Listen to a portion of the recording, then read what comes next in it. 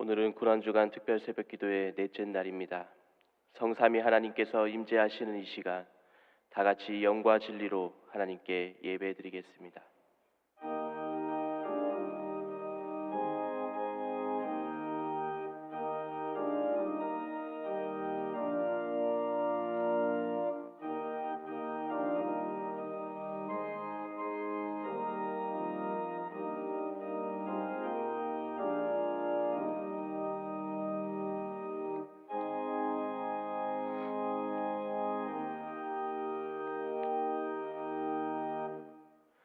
사랑의 하나님, 고난주간 넷째 날 아침, 우리를 위한 십자가의 그 사랑을 기억합니다.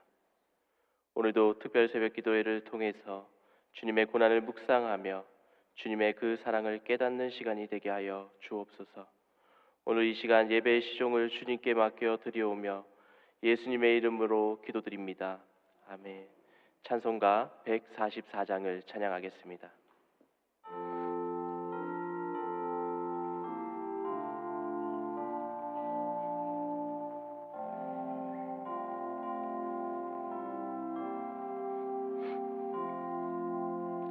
예수 나를 위하여 십자가를 질 때 세상 죄를 지시고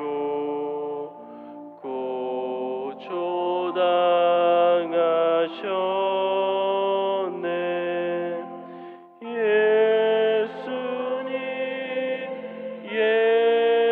예수님 나의 죄 위하여 보배 피를 흘리니 죄인 받으소서.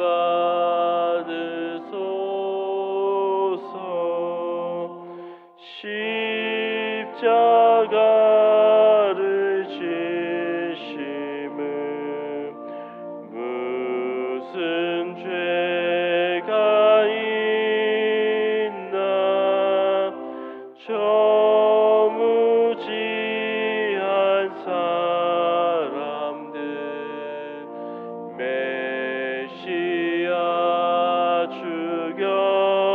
죽였네.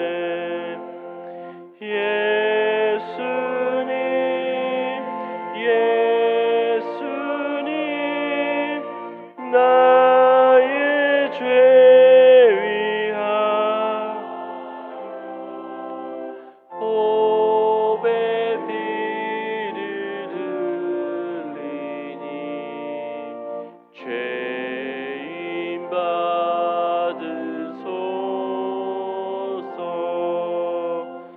이와 같이 붉은 죄 없는 이가 없네. 십자가의 공로로 눈과 같이 있네. 예수님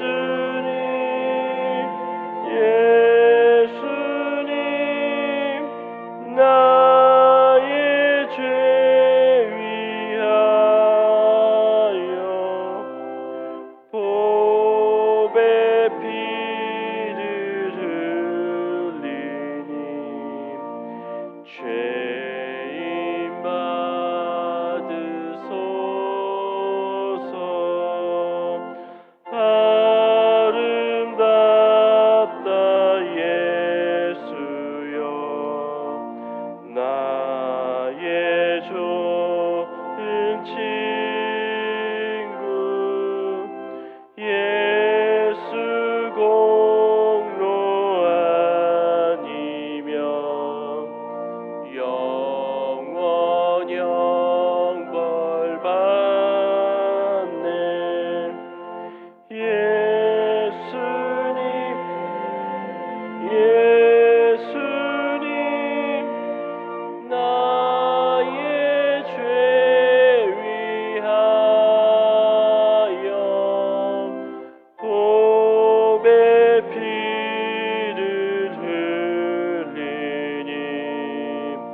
죄인 받으소서.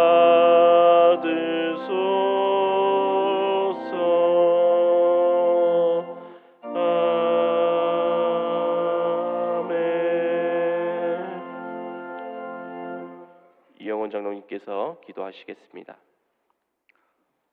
사랑과 은혜가 충만하신 하나님 아버지, 고난주간 특별 새벽 기도회를 맞이하여 우리의 죄를 대속하기 위해 십자가를 지신 주님의 사랑을 깊이 묵상하는 이 시간, 우리의 온 마음이 주님께로 향하게 하옵소서. 새벽 기도회 동안 주님의 고난과 희생을 깊이 새기며 더욱 주님을 가까이 따르는 삶이 되게 하옵소서. 죽을 수밖에 없는 우리의 죄를 대신 지고 가신 주님의 고통을 묵상하지 않고 세상의 일들에 마음을 빼앗길 때도 많았습니다. 주님을 믿는다고 하면서도 때로는 자신의 편안함과 유익을 위해 주님을 부인하고 외면한 적도 있었습니다. 우리의 연약함을 돌아보게 하시고 참된 회개의 자리로 나아가게 하옵소서. 우리나라 대한민국을 위해 기도드립니다. 대통령 탄핵이라는 정치적 격동 속에서도 주님께서 이 나라를 붙드시고 혼란 중에도 정의가 서게 하옵소서. 이제 국민은 새로운 대통령을 선출하는 중요한 시기를 맞이했습니다. 주님, 올바른 판단력을 허락하시사 현명한 선택을 하게 하시고 공의롭게 백성을 위하는 지도자가 세워지게 하옵소서. 특별히 큰 산불과 자연재해, 사고 등으로 고통받는 이웃들을 위로하여 주시고 필요한 도움의 손길들이 끊이지 않게 하여 주시옵소서. 고난주간 특별 새벽기도회 기간 동안 담임 목사님과 부목사님 건강을 지켜주시고 말씀을 준비하시는 김준호 담임 목사님 영육간에 강건하게 하시며 성령님의 도우심이 늘 함께 하옵소서. 세미한 음성을 들으시는 주님, 한 분 한 분의 고민과 문제, 아픔과 상처, 삶의 현장에 자리 잡고 있는 큰 산들이 바다에 던지워지는 큰 역사 있게 은혜 내려 주옵소서. 이른 새벽 주님의 고난에 동참하는 마음으로 호산나 성가대 특송을 올려드립니다. 주님 십자가의 보혈을 찬양하는 입술을 기억하시고 함께하는 모두가 주님의 은혜로 살아가는 삶의 증거자가 되게 하옵소서. 이 모든 말씀 주님을 이기시고 부활하신 예수님 이름으로 기도드립니다.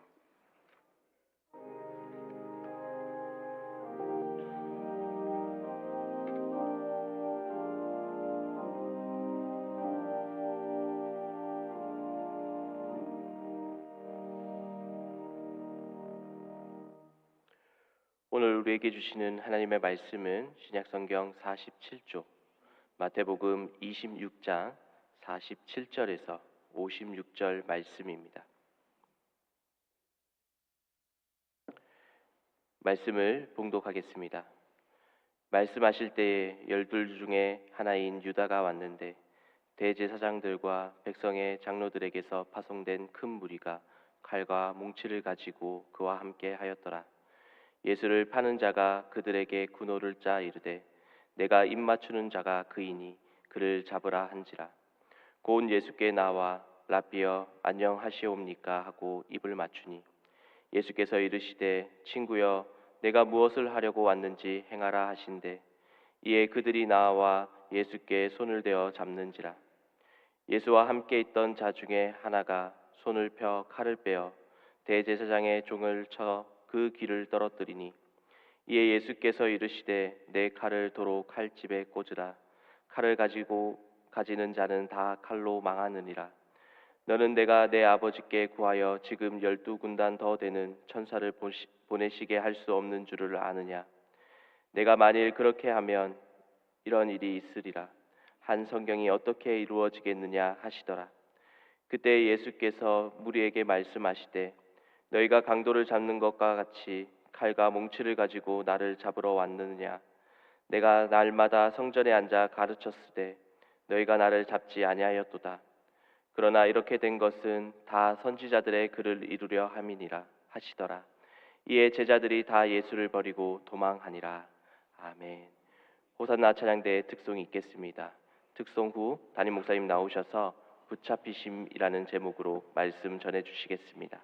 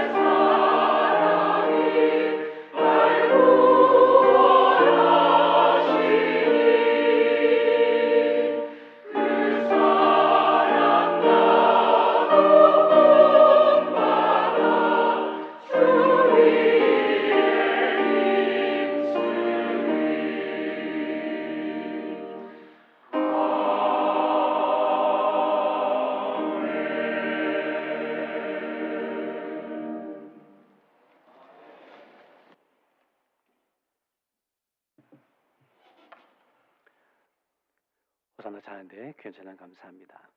오늘은 붙잡히심이라는 제목으로 함께 말씀 나누고자 합니다. 오늘은 예수님께서 체포당하시는 붙잡히시는 장면의 말씀을 묵상하려 하죠. 오늘 말씀 앞의 내용이 예수님께서 겟세마네 동산에서 기도하신 장면이었습니다. 예수님이 겟세마네 동산에서 기도하신 장면이 중요한 이유는 예수님께서 붙잡히시기 전 먼저 기도하셨다라는 것이죠. 예수님이 붙잡히기 전에 먼저 기도하셨음에도 불구하고 오늘 예수님은 잡히셔야 됐고 십자가에 못 박혀 운명하셔야 되셨다는 거죠. 우리는 기도할 때에 고난을 피하기 위해서, 핍박을 피하기 위해 기도하는데 오히려 예수님은 고난을 맞이하시기 위해서, 고난을 당하시기 위해 기도하시는 것을 보게 됩니다. 왜 이렇게 하셨을까? 이것은 사명제의 기도가 어떠해야 하는지를 보여주시는 거죠. 사명제의 기도는 고난을 피하기 위해 기도하는 것이 아니라는 거죠.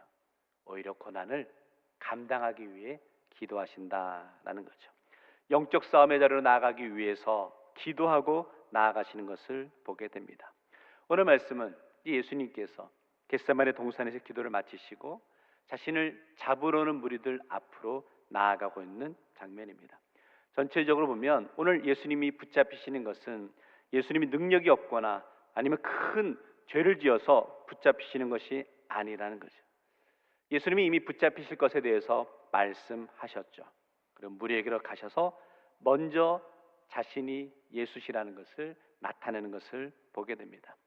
오늘 말씀을 보면서 우리는 여기에 포커스를 맞추면 좋겠는데요. 예수님의 잡히심이 인간적인 연약함이 아니라 하나님이 맡기신 사명을 감당하시기 위해 붙잡히시고 계심을 우리가 깨달을 수 있기를 원합니다.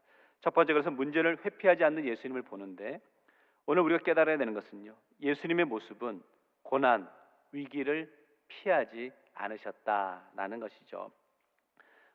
무리들은 예수님을 붙잡기 위해서 계략을 짜고 나오고 있습니다. 48절 보시면 예수를 파는 자가 그들에게 군호를 짜 이르되 내가 입맞추는 자가 그이니 그를 잡으라 한지라. 이 말씀에 예수를 파는 자라 그러는데 예수를 파는 자가 누굽니까? 가룟 유다죠. 그럼 왜 이 무리에게는 가룟 유다가 필요했을까요? 바꿔 질문하면 어떻게 가룟 유다는 은 30을 받고 예수님을 파는 그 자리로 나아갈 수 있었을까요? 이유는 간단하죠. 두 가지를 생각해 볼 수 있는데요. 첫째는 대제사장들과 백성들 가운데서 예수님의 얼굴을 정확히 아는 자가 없었기 때문입니다. 예수라는 이름은 익히 알았지만 그 당시 사진이나 유튜브가 있던 것도 아니고 정확하게 예수님의 얼굴이 어떤지 몰랐잖아요. 그리고 가룟 유다가 뭐라고 합니까? 내가 입맞추는 자를 잡으라라고 이야기하는 것을 보게 됩니다. 두 번째는요, 예수님께서 기도하신 곳이 감람산에 있는 겟세마네였습니다. 그런데 감람산이 앞마당이 아니잖아요. 그 넓은 곳에서 예수님을 찾는다는 것은 쉬운 일이 아니었을 겁니다. 그런데 가룟 유다는 예수님이 어디서 기도하고 있는지를 정확하게 알고 있었다는 거죠. 이런 이유로 해서 대제사장과 백성들은 가룟 유다의 도움이 필요했겠죠. 어쨌든 이제 무리가 가룟 유다를 앞세우고 예수님을 잡으러 옵니다. 도망가지 못하게 포위하면서 예수님을 붙잡으러 오게 되죠. 이 모습은 결국은 세상 사람들의 목적을 이루기 위해서 세상의 방법을 이용하는 것을 보게 됩니다. 아니, 세상적인 방법밖에 생각할 수 없었다는 거죠. 그들 생각에는 군인이 다가오면 예수님이 두려워서 도망갈 줄 알았죠. 그리고 군호를 짜서 포위해서 예수님을 붙잡으려고 다가왔습니다. 그러나 오늘 예수님은 의연하게 자신을 잡으러 오는 무리를 앞에 나아가고 있는 것을 보게 됩니다. 아니, 오히려 무리에게 다가가시죠. 50절 말씀을 같이 읽겠는데요. 시작. 예수께서 이르시되 친구여 내가 무엇을 하려고 왔는지 행하라 하신대 이에 그들이 나와 예수께 손을 대어 잡는지라. 예수님께서 잡으러 온 무리에게 너희들이 하고자 하는 대로 행하라 라고 하시며 당당하게 나가시는 것을 보게 됩니다. 저는 이 친구여라는 단어를 묵상하면서 예수님의 마음, 예수님을 붙잡으러 오는 그 가룟 유다, 은삼십에 팔고 예수님을 붙잡는 가룟 유다를 보면서도 친구여 하는 그 모습에, 그 고백에 감동이 되고 은혜가 되고, 다시 한번 우리가 예수님께서는 끝까지 이 가룟 유다를 사랑하시고 돌이키기를 원하셨다라는 것을 느낄 수 있었습니다. 어쨌든 간에 예수님은 당당하게 자신을 붙잡아 오는 자들 앞에 나아가고 있는 것을 보게 됩니다. 예수님에게는 절체절명의 위기였죠. 어떻게든 위기를 피하고 보는 것이 상식 아닐까요? 그런데 오히려 예수님은 피하지 않고 자신을 붙잡아 오는 자들 앞으로 나아가고 있는 것을 보게 됩니다. 성도 여러분, 우리는 위기가 닥치면 그 위기를 피하고 싶습니다. 어떻게든 이 위기만 피하면 살 수 있다라고 여기는 거죠. 그런데 예수님은 위기 앞에 피하지 않으시고 당당히 나아가시는 모습을 보면서 오늘 우리가 깨닫는 것이 있습니다. 하나님의 사명을 감당한다는 것은 이런 영적인 담대함이, 당당함이 있어야 되는구나 라는 것을 깨닫습니다. 성도의 삶의 특징도 당당함이 있어야 되지 않을까요? 예수님은 메시아의 사명을 감당하기 위해서 그 위기 앞에서도 당당히 맞서고 나아가시는 것을 보게 됩니다. 우리도 하나님의 일을 감당함에 있어서도 영적인 담대함이 필요하지 않을까요? 때로는 고난의 자리에서, 때때로는 손해보는 자리로 나아갈 때도 당당하게 나아갈 수 있으면 좋겠습니다. 세상 사람들은 인생의 정의는 팔자대로 사는 것이다 라고 생각하며 살아갑니다. 재수가 좋으면 잘 살고 재수가 나쁘면 못 사는 거지 뭐 라고 여긴다는 거죠. 그렇지만 그리스도인들은 팔자대로 사는 것이 아니라는 거죠. 우리 믿는 성도의 삶은 팔자대로 사는 것이 아니라 사명대로 살아야 될 줄 믿습니다. 성도 여러분, 그래서 성도의 삶은 당당하셔야 되는 거죠. 예수님이 고난의 자리로 나아가시면서도 당당하신 것처럼 오늘 저와 여러분도 하나님이 우리에게 맡기는 사명을 감당하러 나갈 때에 담대함과 당당한 모습으로 나아가야 될 줄 믿습니다. 때로 고난은 우리를 작게 만듭니다. 움츠러들게 하는 것을 보게 됩니다. 그러나 믿음의 사람은 예수 믿는 사람답게 살아가십시오. 어떤 모습이 예수 믿는 사람답게 살아가는 것일까요? 담대함의 모습으로, 당당함의 모습으로 살아가는 것이죠. 적용해 보겠습니다. 당당하다 그러니까 좀 막연할 수 있죠. 이렇게 한번 적용해 보십시오. 당당하다라는 표현을 정직하다라는 표현으로 바꾸어 보았으면 좋겠습니다. 비즈니스를 하시는 분들, 내가 이 저울을, 이 눈금을 잠깐 속이면 10,000원을 벌 수 있어요. 그러나 내가 정직하게 해서 1,000원을 벌더라도 우리는 믿음의 사람답게 당당할 수 있어야 된다는 거죠. 우리가 인생을 살아가다 보면 문제가 있죠. 그 문제가 있으면 우리는 그냥 피하고 싶어 합니다. 그러나 믿음의 사람답게 문제 앞에 당당히 맞서 보시기 바랍니다. 그리고 그 문제를 풀기 위해 주도적인 역할을 감당해 보십시오. 그거 아세요? 내가 하나의 문제가 있어서 이 문제를 피해야 되겠다라고 다른 상황으로 옮기게 되면 또 다른 문제가 한 10가지는 기다리고 있는 것을 보게 됩니다. 그러기에 우리 믿음의 사람답게 문제를 내가 적극적으로 풀기 위해 당당히 나아갈 수 있기를 원합니다. 오늘 우리 예수님은 고난의 자리로, 붙잡히심의 자리로 당당히 나아가셨습니다. 왜? 그것이 사명자의 길이었기 때문이죠. 오늘 고난주간 넷째 날 말씀을 묵상하면서 저와 여러분의 삶의 자리에서도 여전히 우리도 위협이 있고 고난이 있고 힘든 상황이 놓여 있겠죠. 그럴 때 우리는 피하는 자의 모습이 아니라 우리도 주님처럼 당당히 그 문제의 자리로 나아갈 수 있기를 원합니다. 그리고 그 문제 앞에 주님의 능력을 통해 그 문제를 해결하며 나아갈 수 있는 믿음의 성도 되시기를 주의 이름으로 축원합니다. 두 번째 오늘 모습에서요, 예수님의 사명을 사람의 혈기로 막을 수 없다라는 거죠. 오늘 말씀에는 한 제자의 혈기 부리는 모습을 보게 되죠. 그리고 그 모습을 보신 예수님께서 그 제자를 책망하시고 가르치는 장면이 나오고 있는 것을 보게 됩니다. 오늘 본문 51절의 말씀은 우리가 잘 아는 상황인데 한번 읽어보겠습니다. 시작. 예수와 함께 있던 자 중에 하나가 손을 펴 칼을 빼어 대제사장의 종을 쳐 그 귀를 떨어뜨리니, 이 본문에는 예수와 함께 있는 자라고 표현하는데 예수와 함께 있는 자 누구죠? 누굽니까? 베드로죠.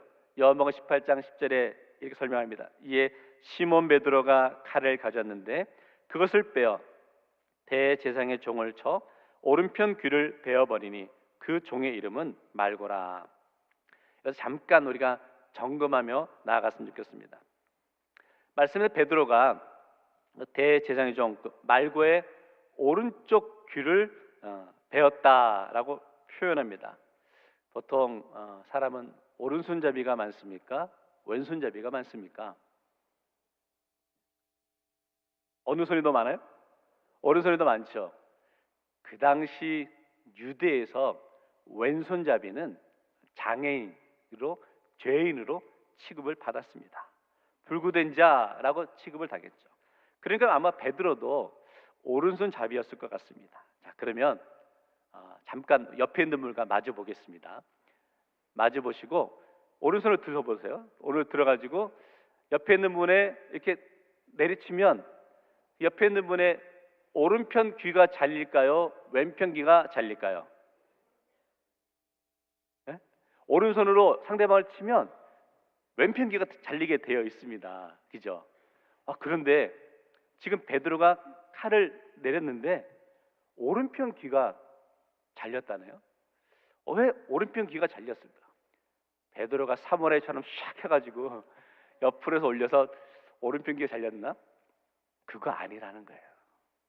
이거는 베드로가 그 사람의 뒤에서 칼을 내리쳤다는 거예요. 그래서 오른편 귀가 잘렸다라는 거죠. 무엇을 의미하고 있는가? 이 상황은 지금 말고의 뒤편에서 칼을 내리쳤기 때문에 오른편 귀가 잘렸죠. 다시 말하면 베드로는 당당히 맞서 싸우는 용기는 없었습니다. 혈기는 있었죠. 그러나 한편으로는 불안한 마음 가운데 상대방을 마주보지도 못하면서 뒤에서 내리쳤다. 너무나 연약하고 어리석은 모습이죠. 베드로의 행동은 어떻게든지 예수님을 위한다는 충정은 있었죠. 그러나 주님 가신 길을 그는 혈기로 막고 있는 모습을 보게 되는 거죠. 너무 안타까운 모습이죠. 왜 베드로가 이런 잘못을 했을까? 잠깐 생각해 보면 충분히 우리는 이해되는 상황이 되는 거죠. 왜? 오늘 우리 예수님이 붙잡히시는 장면 앞에 어떤 장면이 있었다고요? 예수님과 제자들이 겟세마네 동산에 있었다고 그랬잖아요.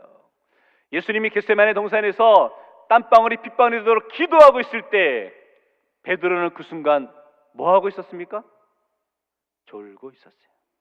잠자고 있었단 말이죠. 영적으로 깨어 기도해야 될 때 잠자고 있으니까, 졸고 있으니까 정말로 주님의 사명을 감당해야 되는 그때에 베드로는 혈기를 내세워서 주님의 사명의 길을 막고 있는 것을 보게 되는 거죠. 적용해 볼까요? 우리가 주님의 사명을 감당하는 사명의 삶을 산다고 그럽니다. 그런데 우리가 주의를 감당하면서 기도하지 아니하고 행하며 나갈 때에 나타나는 모습은 결국은 혈기만 나타나고 나의 생각만 나타나고 나의 주장과 나의 고집만 드러날 수밖에 없다는 거죠. 왜 이런 일이 벌어졌느냐? 베드로가 영적으로 깨어 기도해야 될 때 기도하지 않으니까 이렇게 주님의 사명을 가로막고 있는 모습을 보게 되는 거죠. 우리는 고난주간 특별 새벽 기도회를 보내고 있습니다. 오늘 우리는 영적으로 깨어 기도하는 이 시간이 너무나 소중한 줄 믿습니다. 오늘 우리가 사명자로 세워지기 위해 세상의 방법이 아닌 주님이 가르쳐 주신 기도의 모습으로 나아가야 될 줄 믿습니다. 오늘 본문에는 이런 베드로를 향해서 예수님께서 칭찬하지 않으시죠. 왜냐하면 그 행동은 주님이 감당하셔야 될 사명을 가로막는 일이었기 때문이죠. 베드로가 이 말고의 귀를 자르는 이 일로 인해서요, 나중에 대제사장의 뜰에서 예수님을 모른다라고 부인할 때 빌미가 되는 것을 보게 됩니다. 우리 요한복음 18장 26절 말씀 같이 읽겠습니다. 시작. 대제사장의 종 하나는 베드로에게 귀를 잘린 사람의 친척이라 이르되 내가 그 사람과 함께 동산에 있는 것을 내가 보지 아니하였느냐. 무슨 뜻이냐면 베드로가 혈기 부리는 그 모습을 이 대제사장의 종이 하나가 보았다는 거죠. 보면서 어떻게 기억할 수 있느냐? 베드로가 자신의 친척의 귀를 자르는 것을 보았기 때문에 분명하게 그 종은 베드로를 기억하고 있었다라는 것이죠. 성도 여러분, 인간의 혈기는 결국은 우리를 넘어뜨리고 위기의 상황으로 몰게 하는 것을 보게 됩니다. 예수님은 그때 이 상황에서 하신 말씀이 오늘 본문 마태복음 26장 52절에서 칼을 가진 자는 칼로 망한다라고 말씀하신 것이죠. 성도 여러분, 주님의 사명은 결국 인간의 혈기로 감당하는 것이 아니라 인간의 혈기로 오히려 그르칠 수 있음을 알아야 되는 거죠. 조금 바꾸어 설명해 볼까요? 순간을 참지 못해 내뱉은 말 한마디로 인해서 하나님의 그 영광을 가리울 때가 있지 않으셨습니까? 순간적으로 참지 못해 했던 행동 하나로 인해서 공동체의 평안을 무너뜨리는 일들이 있지 않으셨냐는 거예요. 칼을 가진 자는 칼로 망한다라는 말씀을 조금 넓게 적용해 보면 이렇게 표현할 수 있지 않을까요? 칼을 의지하는 자는 칼로 망한다. 바꿔 표현해 볼까요? 물질을 의지하는 자는 물질로 망한다. 사람을 의지하는 자는 사람으로 망한다는 거예요. 권력을 의지하는 자는 권력으로 망한다. 이 모든 표현의 핵심은 그거죠. 세상 의지한다는 것은 결국은 세상 것으로 의해서 망하게 될 수밖에 없다라는 거죠. 오늘 우리는 누구를, 무엇을 의지하고 있습니까? 믿음의 성도는, 사명자는 하나님을 의지하며 나아가야 될 줄 믿습니다. 오늘 성도 여러분, 이 새벽에 왜 새벽을 깨우며 주님 앞에 나오셨습니까? 결국 우리가 믿고 의지해야 될 분은 주님밖에 없음을 믿고 고백하기 때문에 우리가 이 아침에 나와 주 앞에 엎드려 간구하는 것 아니겠습니까? 하루의 삶을 바쁘게 살아가시죠. 오늘 바쁘게 살아가는 이 하루의 이 아침에 우리는 고백합니다. 내가 지금 누구를 의지하며 살아가야 될지를 고백하며 결단하기 원합니다.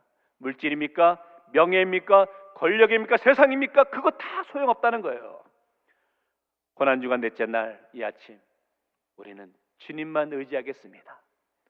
주님만 바라보겠습니다. 고백하며 결단하는 우리 모든 성도 되시기를 주의 이름으로 축원합니다. 결론 내리겠는데요, 십자가를 지시기 위해 붙잡히시는 예수님을 봅니다. 말씀에서 주님이 보여주신 모습을 통해 고난의 자리로 나아가시는 것을 피하지 않으시는 우리 예수님의 모습을 보게 되죠. 왜냐하면 그 길은 사명자의 길이었기 때문이죠. 또는 오늘 예수님은 가룟 유다가 무리와 함께 붙잡으러 올 때 그럼에도 그 상황을 피하지 않으시고 오히려 원망하지 않으시며 가룟 유다를 향해 친구여 라고 말씀하시죠. 이것이 주님이 감당하셔야 될 길이었기 때문이죠. 우리는 주님의 일을 하다가 안 될 때 사람을 원망하고 환경을 원망하죠. 아니, 원망거리를 찾아가죠. 그러나 주님은 모든 것을 묵묵히 감당하시는 것을 보게 됩니다. 고난주간은 영적 전투의 기간입니다. 수많은 일들이 우리에게 닥쳐올 겁니다. 아니, 수많은 위기와 수많은 유혹이 우리에게 있겠죠.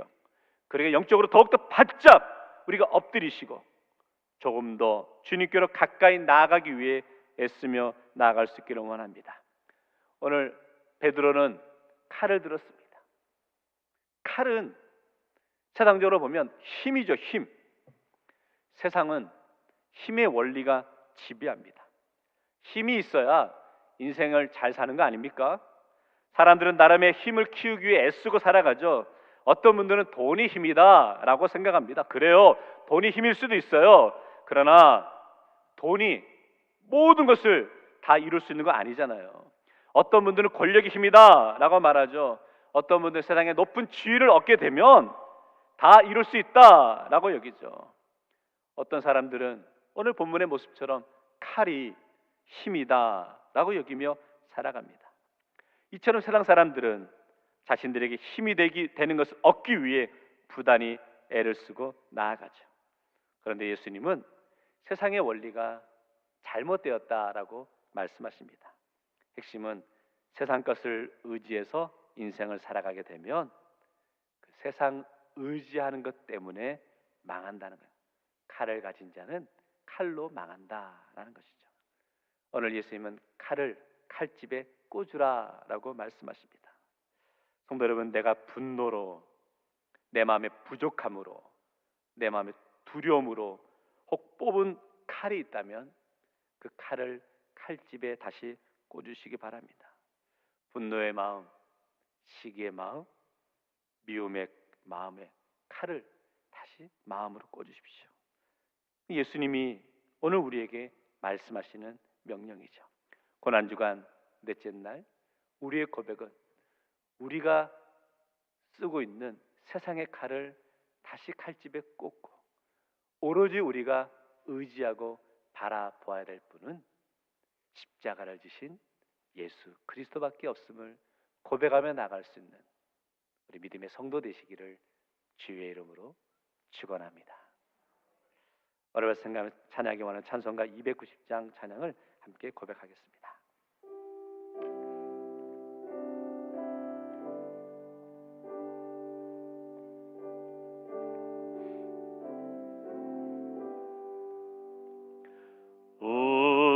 우리는 주님을 늘 배반하나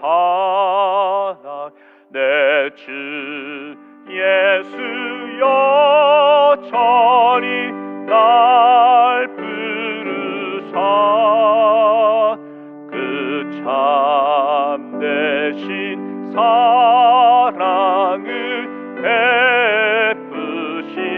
베푸시다니 내 형제여 주님을 곧 따르라 주 널 위해 비네 주 널 위해 비네 주 널 위해 비네 항상 비시네 주께서 풍성한 은혜를 내려 내어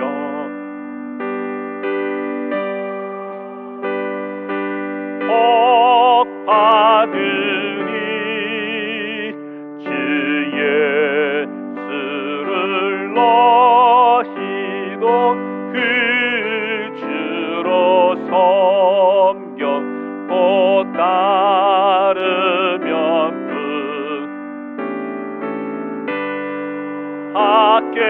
받겠네 주 널 위해 비네 주 널 위해 비네 주 널 위해 비네 항상 비신 무거운 짐지고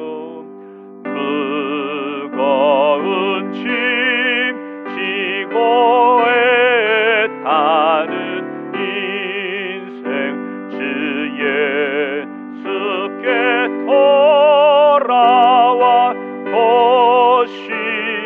도시어라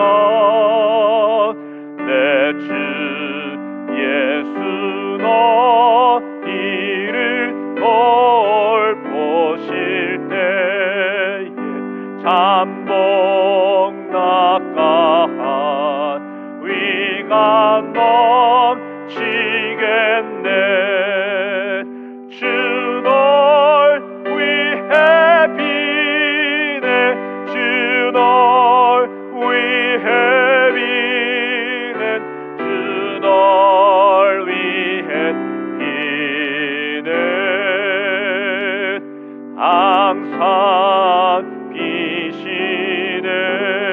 비시네. 성도 여러분, 오늘 우리가 함께 묵상하며 기도하기 원합니다. 우리는 늘 주님을 배반하죠. 우리가 늘 혈기로 통하여서 주님의 사명을 오히려 가리고 나가지 않았는지를 돌아볼 수 있기를 원합니다.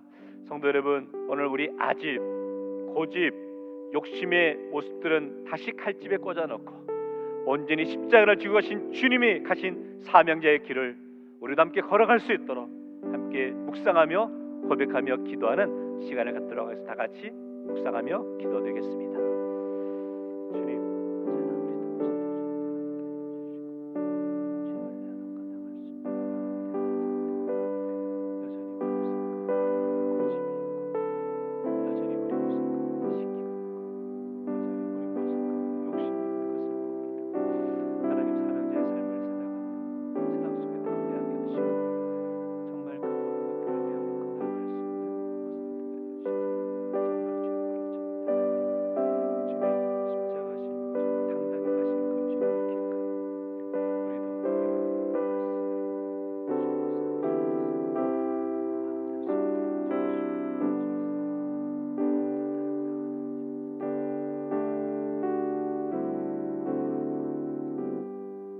사랑의 주님, 오늘 우리 예수님 붙잡으러 오는 무리들 앞으로 당당히 나아가시며 오늘 사명의 길로 걸어가신 그 모습을 묵상해 보았습니다.